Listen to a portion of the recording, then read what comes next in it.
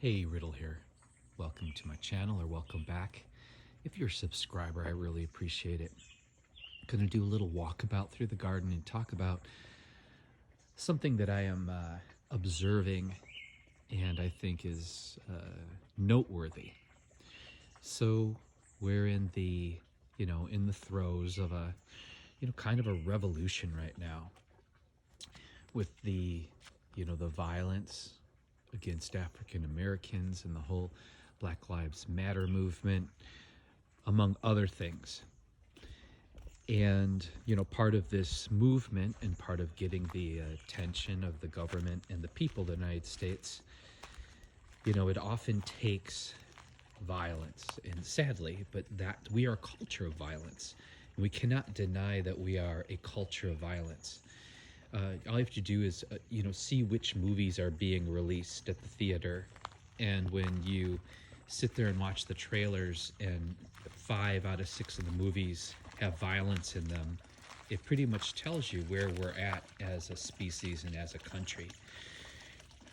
That being said, one of the parts of this new movement, has been anarchists and groups of people destroying Confederate statues.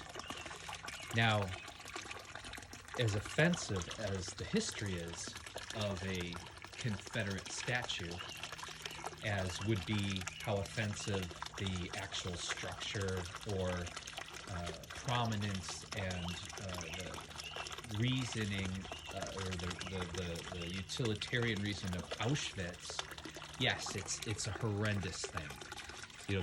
That they immortalized, that they made these statues to honor these people who supported such malevolent behavior is obviously terrible. But if we just allow people to go and destroy anything that offends them, that's giving a green flag for some very dangerous behavior, A.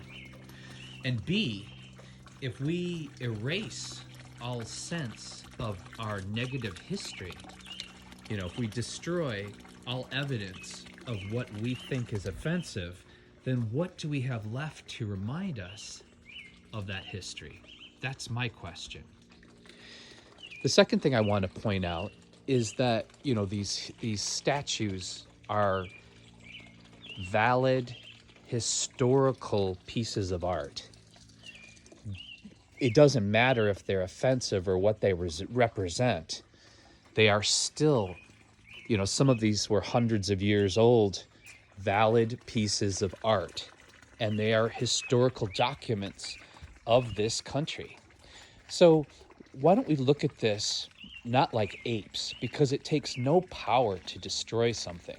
Absolutely no power to destroy something.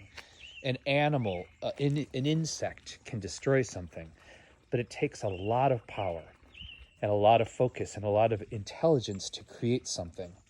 So instead of trying to erase the reminder and the history of our country, how about if we create a museum, another type of museum of tolerance, and house all of these Confederate and oppressive and offensive icons in that museum, so we can take our children to that place and show them how we've truly progressed, and not progressed through ignorance and violence and just destroying and erasing the memory of that pain and that oppression, but holding on to that as evidence and being able to give it to them in an intelligent representation of was a part of our history, and now it's nothing but a sad reminder.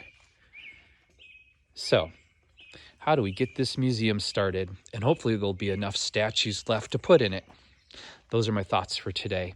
Please leave all intelligent comments below. I am that YouTuber who actually will respond to you.